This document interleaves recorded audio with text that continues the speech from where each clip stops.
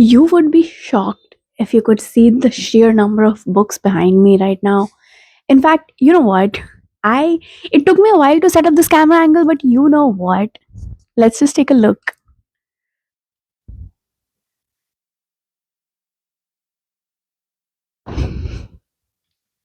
That's honestly an inhuman number of books that I got from the book fair. So, welcome to this book haul.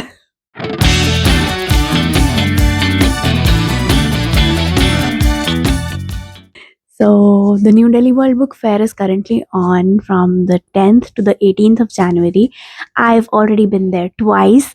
I wore two separate crochet wearables that I made to the book fair. And in this video, I'm wearing these gloves that I crocheted because it is inhumanly cold. It is unbearably cold. It is too cold. My hands are frozen right now. However, this video is about a book haul. So, I genuinely don't know how many books I got from the book fair. I had a PDF. I went on Excel and I made a list of all the books that I wanted to buy and like was allowed to buy, and the specific books that I specifically wanted to buy because I could not find them online, or I could not find the particular edition, or I wanted to get those in a very specific edition, and I was unable to tell from the listings online if they were that specific edition or not. Um, I did get some books that were not on the list, but I did manage to get a lot of the books on the list. What is words? Why am I did get some books that were not on the list, but I also did manage to get a lot of the books from the list. Some of them in my second like visit, so that's pretty cool. And let's just go through them, okay? So, which bag should I pick up? Okay, so I'll start with the book that I got first. So first, I went to the Harper Collins stall at the book fair. It says "Read," and that's pretty cool. So this is a book called Invisible Kitties, and it's translated from Chinese. This is by an author called Yu Yo-Yo, which is a fun name to say. And it's about this couple who, uh, like, they get a cat, and then it's like about how their life changes and the things that they go through with the cat, and maybe there are some invisible cats. I'm not sure. Every cat contains multitudes. When a young couple accidentally come into possession of a playful kitten, their daily routine and cramped apartment is turned upside down. Soon, they find their peaceful existence forever altered. Charting the couple's ever evolving relationship with cats, some they live with, others who exist only in their imagination, Invisible Kitties is a meditation on the quiet moments of everyday life and a celebration of cats in all their many magical, chaotic, extraordinary forms. And I don't know if this was on purpose or not, but so you see this cat on the cover, right? This cover is a folded up cover, and the way that I'm holding this book up against the light, this cat completes this half cat, and it's looking really cute. It's giving that illusion of the invisible kitty, and that's a cool detail. I genuinely don't know if this was on purpose or not, but this was the first book that I picked up. And actually, I really love cats, and I'm hoping that when I get to move out and live on my own, I can get a cat of my own. I'm really, really looking forward to that day. Like, I know that I've been struggling with this injury thing for a while now, but as soon as your girl's capable, your girl's getting a cat. So this felt like a nice little book. I love the little paw prints and everything. And um, I don't know if that video is out yet, but I am also doing this like shelf challenge. Read your shelf, bookshelf, shelfie. I forgot the name of the challenge. Damn it! I'm gonna put it here somewhere. So I'm gonna do this reading challenge, and I have to read 12 books throughout the entire year for that challenge. And one of the prompts was to have a translated book on the prompt was to have a translated book in your books that you read for the challenge. So I did not have any, and that is also the reason why I went out of my way and got this book, because it's translated from Chinese. So yeah, I think this is gonna be interesting. Another book that I got was from NBT India, which is the National Book Trust of India, who are the organizers of the book fair. And this is, I think, it's a book in Hindi. So this is a book called Natkhat Kapu Ke Ajab Anokhe Karname. which is like a children's book about, I guess, this dude whose name would be Kappu, I guess, and his antics. And it's a collection of short stories. Actually, I got this book for my grandfather. There are what are that's a there are 24 short stories in this book, and it's about like 100 pages long. um yeah, I got this book for my grandfather, but I might give it a read before I gift it to him, just because I have been wanting to read Hindi again for a while, because I used to read it a lot when I was a kid because it was in my coursework. But ever since I grew up, I have kind of lost touch with any sort of like interaction with my mother tongue. Like, I speak it, but I don't read it. And I don't want to be one of those people who lose touch with it, who like balk at a paragraph written in Hindi, or like I am a little slow at reading it, and I don't want that. So yeah, I might just give this one a read. Okay, next I've got this book from Simon and Schuster, and it is a Kappa classic, which is something that I saw on Instagram. And I got Mrs. Dalloway. I wanted Mrs. Dalloway, and I got Mrs. Dalloway. At first, we found the hardcover, and we were looking for the paperback, which is this one. It was right in front of us, and we didn't see it. And then we asked someone, and they were like, "It's right there." Um, so there's that. It's gorgeous. I haven't read Mrs. Dalloway. I have read A Room of One's Own by Virginia Woolf. So yeah, I am looking forward to picking this up next. Not next, soon. Okay, next. So on the first day, the first day of the book fair, and the first time that I went there, I went into the Penguin stall looking for like 6 books, 7 books actually, by these guys, and I could not find a single one. It was a sad day to visit the Penguin stall for me. There were no Heroes of Olympus books. There was no A Beautiful Evil, which is like by B. Fitzgerald. There was no The Odyssey by Stephen Fry, and there was no Happy Place. Like, there were a few Emily Henry books, but I could not find Happy Place there. Even on my second visit, Happy Place was just not there on the shelves. I don't know why. I don't know what's wrong. I don't know if Penguin is not the publisher. Penguin is the publisher for this one as well. I don't know what went wrong. So there was a stall called Amazing Books, which is some kind of bookstore, I guess. And I just wandered in, and I found Happy Place by Emily Henry, which is on my 26 books for 2026 books list, as well as my general Emily Henry journey. Like, I've talked about this a lot, that I have been reading books by her since 2024. The first book that I picked up was People We Meet on Vacation. By the way, the movie is interesting. I have thoughts.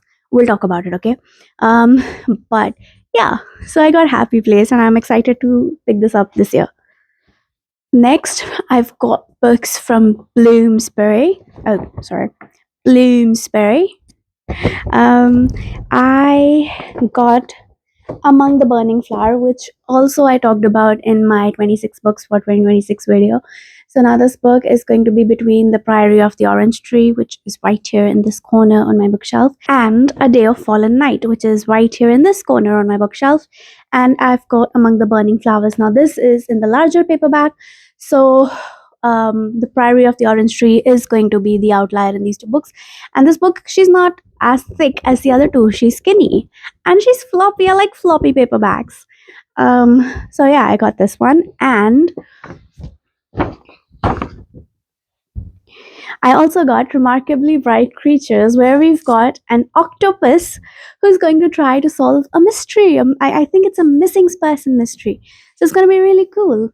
This says, after Tova Sullivan's husband died, she began working the night cleaner shift at the Sewell Bay Aquarium. Keeping busy has helped her cope for over 30 years, ever since her son Eric mysteriously vanished on a boat. One night, she meets Marcellus, a giant Pacific octopus living at the aquarium who sees everything, but wouldn't dream of lifting one of his 8 arms for his human captors until he forms a remarkable friendship with Tova. Ever the detective, Marcellus deduces what happened the night Tova's son disappeared, and now he must use every trick his old body can muster to unearth the truth for her before it's too late. Shelby Van Pelt's wry and warm novel is a reminder that sometimes taking a hard look at the past can help uncover a future that once felt impossible. And that's just so cool. I think I've spoken about this, but when I was writing one of my stories when I was younger, I had a peacock character. It was just a peacock, not a human who could turn into a peacock, not a peacock who turns into a human, just a peacock who was like rather arrogant and annoying, and he was just there. I don't even remember at this point much about him. Like, I remember I was gonna name him Garvat because Garv means pride, and I wanted to. I was shoving the haughtiness of the peacock down my readers' throats. So I think it's gonna be really cool to read about an octopus solving a mystery. That's gonna be really cool. Next up, from Hachette, I've got two books. I was looking for Cold Wire by Chloe Gong. It's not there. They don't have it. They also did not have the Immortal Longings trilogy, the Flesh and False God trilogy. I did not see those books anywhere. And in fact, last year, those were some of the books that people told me to look online for. They didn't have it at the fair. That's not fair. Anyway, so two books. One of these was on the list, that is Myrtle. So got a copy of Myrtle together with a friend, or I sort of gifted it to them. I can't remember at this point, and they have that copy, and we haven't been able to solve a single puzzle on it together, which was the plan. So I wanted my own copy of the Myrtle books, and that friend was there with me, and they suggested that I get a different book, like a different. So there are multiple books in the Myrtle series. I think that there are four books. So these are murder mysteries where you create like this sort of grid to solve the puzzle. It's kind of like a pen and paper version of Cluedo, only you're the only person playing, right? So I got a different edition of Myrtle. They've got the yellow one, and now I've got this green one. I cannot remember the names, sorry. And the other book that I got was not on my list, and it's a children's book actually, From Muckers to Manticores, Around India and 100 Mythical Creatures. And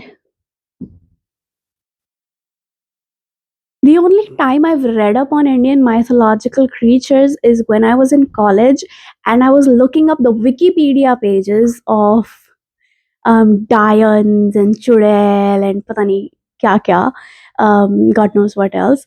So I like read up on some of the mythology, and not just Dians and Chudels. Those are like the first names that are coming to my mind. But I'm sure that honestly now there are many, many more resources to read upon all of this. But why not have a book about it all the same? So it really fascinated me, and I got it. I've always been someone who's enjoyed like her fair share of spooky things. Not horror specifically, just spooky things and creatures. And see, even now I'm wearing the suit sprites from the Ghibli movies. Which one was it? It wasn't Spirited Away. It was the one with the two sisters from My Neighbor Totoro. The suit sprites. Okay, so these were all the books that I got from the first day, and this is the last of them. So this heavy ass bag contains some more books that I got from my first visit to the book fair. All right, so these were from Pan Macmillan, and I went there twice, and I forgot to ask if they have Nona the Ninth. I don't think I'll be able to go a third time, but I'm like really, really sad that I did not ask about Nona the Ninth. She was in the bottom of the page of my list, and we just forgot to look at it. I'm really mad about it. But you know what I'm not mad about? The books that I already got. Okay, so first of all, I got a copy of The Steeping of Blood. I've read this last year. Unfortunately, the book that I had received was torn off. Like the cover was torn, it was damaged. I had pre ordered the book. The first thing that I noticed when I went to report that was that my pre ordered book was pricier than the released copy. So I was really mad. And then when I did receive my book, the cover was torn clean off. And that made me really, really annoyed. So I read the ebook and I returned my physical copy of the book. So yeah, I just thought that I should get a copy of The Steeping of Blood and finish my collection because I've got the first one and I like these books. Then I got a book that I'm really excited about because I've read both the other books in this series, and this is Brigands and Bread Knives by Travis Baldry.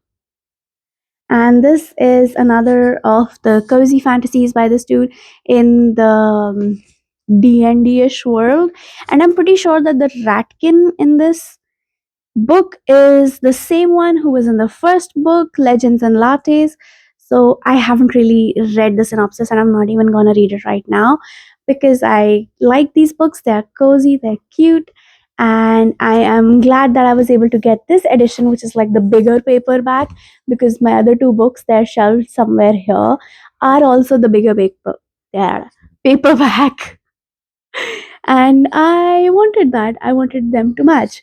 I'm just always so happy that my editions match because there are some books on here where the editions don't match and it drives me crazy. I also wanted to get a copy of Bury Our Bones in the Midnight Soil by V.E. Schwab, and I found it. I found the bigger paperback. I wanted the smaller paperback, and I was really bummed out about it up until a really cool sales associate came over to us. She was very clear. She was like, I'm just trying to sell to you guys. But she hit all the right notes. She complimented my little Excel sheet that I had printed out, and my friend and I were going through and looking at all the books that we wanted to buy. She told me that she had a signed copy of Bury Our Bones in the Midnight Soil, and I was immediately like, yeah, give me it. I am a big B. Shaw fan, and with Bury Our Bones in the Midnight Soil, I think I've got all of the books that she has ever published. I don't think that First Kill was published traditionally. I think it was just a short story, and other than that, I don't think there's anything of hers that I do not own. In fact, I this is embarrassing. I have 3 copies of the Invisible Life of Addie LaRue because that was the first book by her that I read, and I liked it so much that I did get the 1 year edition. Oh, wait. The Invisible Life of Addie LaRue was not the first book by her that I read. It was actually the Shades of Magic trilogy, but an excerpt from The Invisible Life was the first thing that I read by her because I pre ordered that book based on that excerpt, and then I got the Shades of Magic trilogy, and that one of the best trilogies of all time. And I know that she's written a 4th book in that series, and I haven't read it yet because I was hoping to get my hands on the other parts first. I think it's going to be another like trilogy in the same universe, but I don't think that they're getting published right now, so I might just read it again. I don't know.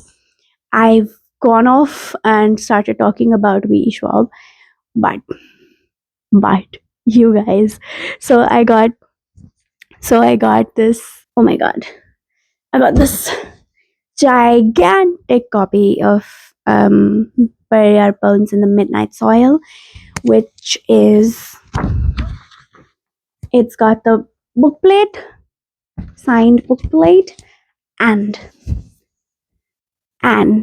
I think I was already gonna get this book when she told me about the signed copy, but they also did have a tote bag. So hold on, where is it? It says Bury Our Bones in the Midnight Soil by V. Schwab on the side, and then it has Toxic Lesbian Vampires on the side. And yeah, honestly, I've not read up on the summary of Bury Our Bones in the Midnight Soil. Like, I know it follows 3 different women across time or something like that. But even if you told me that there's a new V. Schwab book and told me that it's about toxic lesbian vampires, I would have bought it anyway. So these were all the books that I got on the first day of the book fair, the first time I visited the book fair. And then I went again, and let's talk about all the books that I got then, okay? Just give me a minute. I'm gonna wrap up all these books and clear out the mess that I've made, and then we're gonna continue. Okay, yeah, hi, I did that. And now for the second time that I went to the book fair was also really cool. So the first thing that I got was, it was actually the Hindi book. I did not realize that I mixed it up. So the first thing that I actually got on the second visit was the Hindi book that I showed you guys earlier. And then I went into the Penguin stall and I found one of the books on my list. I found The Odyssey by Stephen Fry. And they've given me a couple of bookmarks, I guess. Uh, Right. So I was last years old when I listened to Epic the musical and basically got a version of the Odyssey. And then I realized that Percy Jackson and the Sea of Monsters is very, very like closely linked to the Odyssey. A lot of inspiration has been taken from the Odyssey for that particular book, which is cool. And also, I decided that I was finally going to read Emily Wilson's translation of the Odyssey. We've also got the new Odyssey movie coming out this year.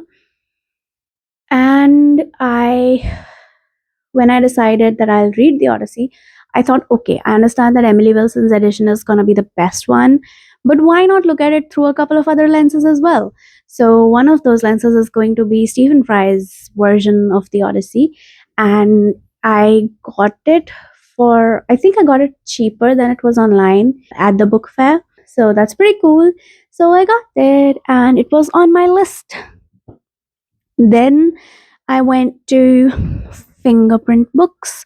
They have the coolest stall and it's always in the same place. Like as soon as you enter hall number 5, it's on the left. It's the first stall in the leftmost row, I believe the A row, and it's so cool. And I got this. It's a non-fiction book called Birds of India.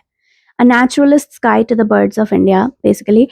I've had another edition of this book sitting in my cart for 2 years at this point, and it's got all these books that birds. It's got all these birds that we find in India, and it's cool because I am usually the first one to look at a bird and then go, "What's that bird?" And no one around me is usually able to answer, so I would rather find the answers myself than go ask people. Then I went to Hachette again. I went looking for Cold Wire because the other day I'd forgotten to look for Cold Wire, but I could not find it, like I said. However, I did find this book. It's another nonfiction called Tiny Experiments: How to Live Freely in a Goal Obsessed World. In a lot of my social media recently, I've been seeing how people are setting experiments instead of goals, where instead of being like, I'm going to read 12 books in 12 weeks, be like, hey, can I read 12 books in 12 weeks? Instead of setting a very rigid set of rules, just go with it and see. And the thing about it being an experiment is, one, I feel really cool because I used to want to be a scientist when I was younger. Even wearing this coat gives me lab coat vibes. So yeah, I'm gonna be a little scientist and I'm gonna be the hamster that I'm doing the experiments on.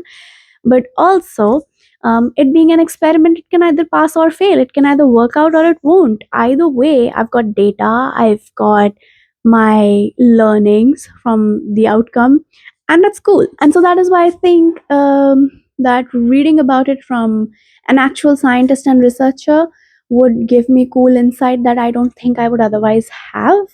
And yeah, so this is another book that was not on my list, but I got it anyway. And then finally, oh my god, I went to the Penguin stall again, but this time in the children's pavilion. And you know what I found? I finally got the Heroes of Olympus books in this specific new edition.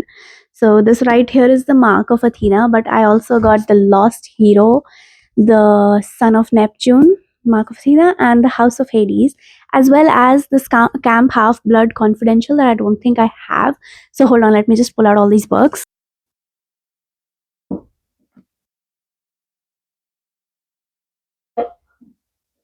I started talking and I forgot that I had to use my mic. So yeah, here we go. I've already got the fifth one, the Blood of Olympus, sitting on my shelf right there, somewhere out of frame.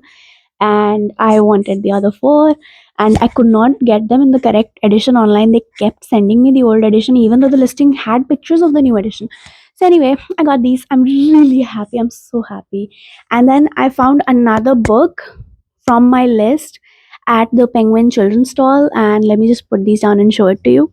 I got a copy of A Beautiful Evil, which is a Pandora retelling by Reimagining. I keep saying retelling. by B. Fitzgerald, the same author as the writer for Girl Goddess Queen, which is that Hades and Persephone reimagining that almost everyone was reading a couple of years ago. So yeah, this was on my list, and they had it in the children's section, which did not make sense to me, and also did not make sense to me because they had both of her other books in the adult stall. So I don't understand why this was kept separately. I don't understand why this one does not have sprayed edges. I'm sad about that. But I wanted it and I got it. So here we are. Another really cool thing is that a kid next to me, like a little kid, a pretentious asshole of an entitled kid, but a kid nonetheless, was buying a bunch of other books, and none of them were Percy Jackson, but they offered to give him a free Percy Jackson tote bag. And I was like, dude, is there a Percy Jackson tote bag? Because I was literally buying Heroes of Olympus, okay? And the guy was like, well, you should purchase it separately. I was like, okay, how much is the tote bag? And the guy just gave it to me. You know what? Actually, I didn't check the bill. Okay, so he did not charge me for it, actually. Yay. So I got this really cool Percy Jackson tote bag that I didn't even take out of the packaging. And also, you know what else is cool? Instead of like the bright, vibrant neon orange of Percy Jackson, this is printed on the purple of the Roman camp that we first encounter in the Heroes of Olympus books. So that is cool. And also, I'm just kind of relieved that people won't say Bhagwa Pehnawa when I go out with this, because every time I wear my Percy Jackson t-shirt, everyone's like Bhagwa. Like, sir, I am representing my childhood and nothing else. Please, please. I'm hoping a centaur will come and take me away to a camp and then teach me how to wield a sword. This is about that and nothing else. Um, which is a weird rant, but you know, I started experiencing then this when I would wear my Percy Jackson t-shirt to work, and everyone would be like, yeah, I was like, this is about a really cool book. Y'all are old as fuck. And honestly, yeah, why are co-workers so old? Like, why am I 24 years old sitting next to a 40-year-old who's talking about how much he hits his children?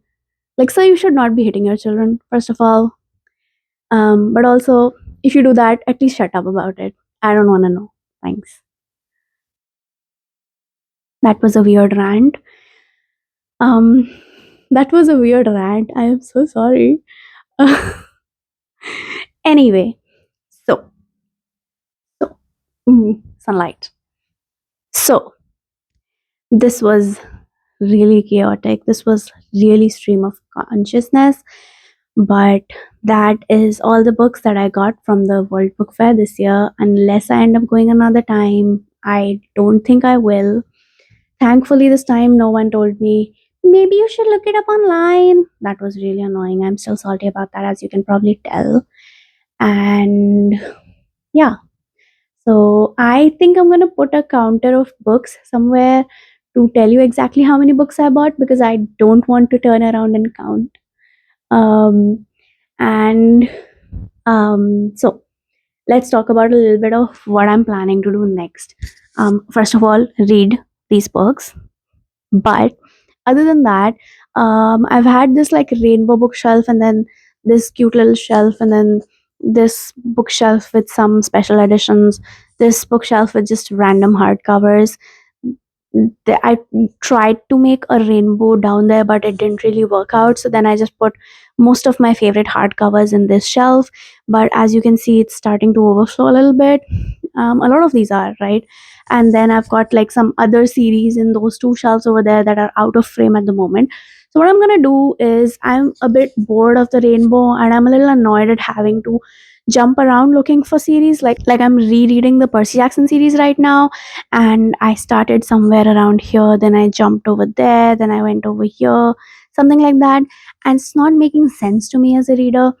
um and now that I've gotten the pretty editions of Heroes of Olympus as well, I think I'm gonna start organizing my bookshelves by series.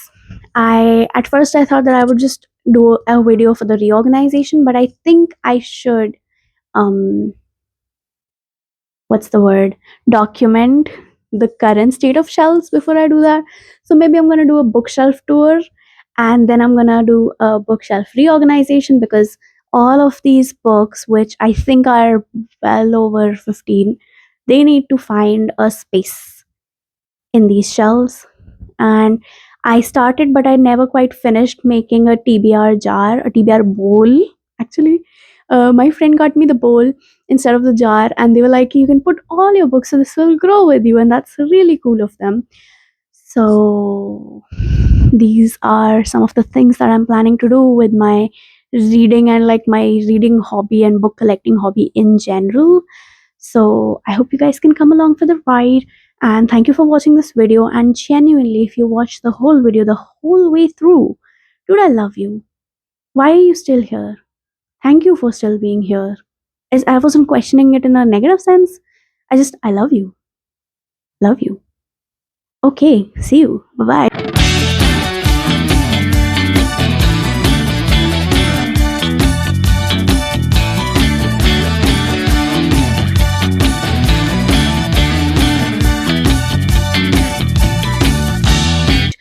Who are the organization? What the fuck? And we've also got the new Odyssey movie in the book fair, in the store, in the. You wanna know what I found? You know what? I don't know.